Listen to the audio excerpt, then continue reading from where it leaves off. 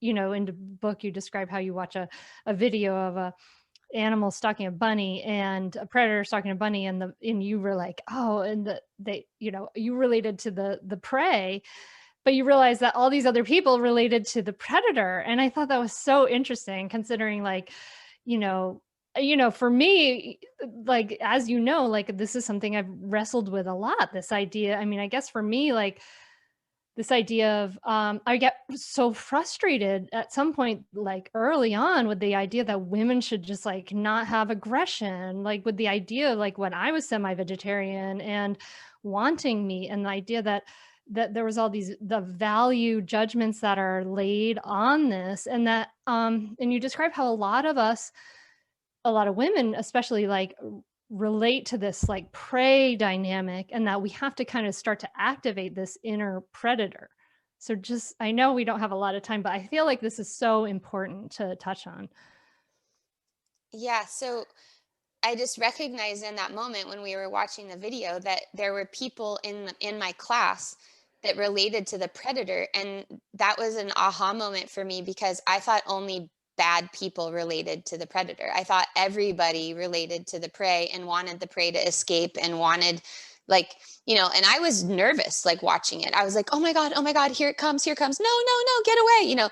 And when I saw that 30% of the class raised their hands, including women, saying they related to the predator and were having they were grinding their teeth, they were feeling saliva in their mouth, all of these visceral reactions, just like I was having the visceral tremors for the rabbit.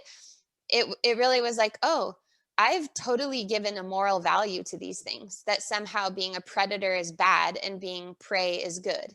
And then I saw that everywhere, like, oh, so we think predators are usually men, and so men are bad because predators are bad. And we think that prey is usually women, and so prey is good, so women are good.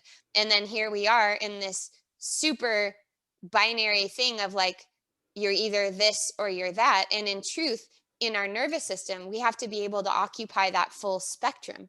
And then Yes. I had another turning point moment where I had a client come in, and she was dressed kind of incognito. I live in Southern California, and it's warm here all the time. So you don't see people really. I mean, people get dramatic with their fluffy jackets at 65 degrees or whatever, but in general, she came in a hat and sunglasses and totally, like, swaddled basically. And she said, yeah, I'm like this all the time. And then she started explaining, after her third child, she became very energetically sensitive. She was having trouble going outside without feeling like overexposed. She didn't want to be really near her husband, and she was really confused. She didn't really know why she was feeling all those things. So this is a good example of someone who knows her husband is safe and intellectually wants to be near him, but her body is not allowing that. And then she knows she wants to go outside and be around other people because connection's important, but her system's not allowing it. What's going on? So at that moment, I said, okay, let's be the wolf and the rabbit. And I said, you can be the wolf, because I thought someone who's already in rabbit mode, fully, like, covered and hiding, would never want to be the wolf and would never want to be the rabbit because she was the rabbit all the time. And then when I said, why don't you be the wolf? She went into a totally submissive pose and just froze. And she could talk. So she was like, I don't know what's happening. I don't know why I'm doing this. And I just was able to take her and be with her in that freeze state while her body slowly thawed out and slowly unwound that particular freeze. And the aha for me was, oh, it's not that we don't want this power. It's that our system actually doesn't know how to do it. So most of the people listening here, they would probably call themselves feminists. They would probably say, I know this is my body. I know I can have the kind of sex I want in my brain, but my body might be doing something different. And so I developed a process of helping someone go from that predator, the prey energy, to the predator energy, which I call activate your inner jaguar, which is being able to tolerate sympathetic arousal. So when I mapped out before the social, sympathetic, and parasympathetic, I talked about it under threat. But in safety, the social nervous system looks like, I can be who I am, I can be different, I can be biodiverse, and I still belong. The sympathetic system is what wakes us up in the morning. It's what gives us energy. It's what gives us healthy power and drive. It's like uh, the thrust. And then the parasympathetic is what slows us down. It's what allows us to rest and settle. It's what allows us to release fluids. Birth, you need a combination of all of them. The social nervous system in birth is what allows you, the context that allows you to feel safe, that you know that you could express yourself and be listened to and belong. You don't have to perform your birth. You don't have to be a certain way for the people in your birth room. You can actually be the felt sense way. The sympathetic And scare your is, husband to death. yeah, exactly. Exactly.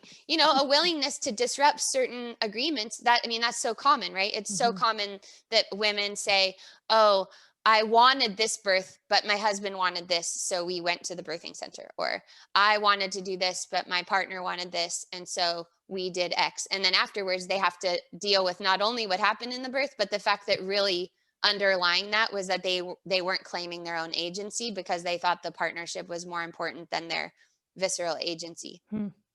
But in birth, the sympathetic phase is more of the pushing phase. That's where you have action. And it's what a lot of, midwives will actually sometimes scare people a little bit to get that adrenaline going. Like, that's why people have to get out of the bathtub sometimes. The warm water is just settling them too much and it's not letting the labor go to where it needs to go. And on the flip side, sometimes you have to get into water because your sympathetic under threat is there and you need that parasympathetic downregulation. But the parasympathetic is more of the dilation phase.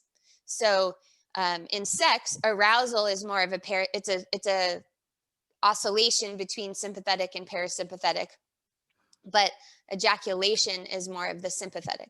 So most women have ambivalence about sympathetic energy because if we've been prey, we don't want to be predator because we would never want to harm someone in a way that we've been harmed. Because the emotional signposts of sympathetic energy, which are irritation, frustration, anger, and rage, are coded as bad for most women to have. And there's all this emphasis on calming down and being more balanced and measured rather than, okay, but what happens when there's big energy? Because if, for instance, lots of people come to me and they want to be multi-orgasmic or something, well, you have to do that. Your river banks have to be very wide because there's a lot of unexpected things that can happen in that state. Catch new episodes of the Mindful Mama podcast and other free resources, including the Mindful Mom Guide at mindfulmamamentor.com.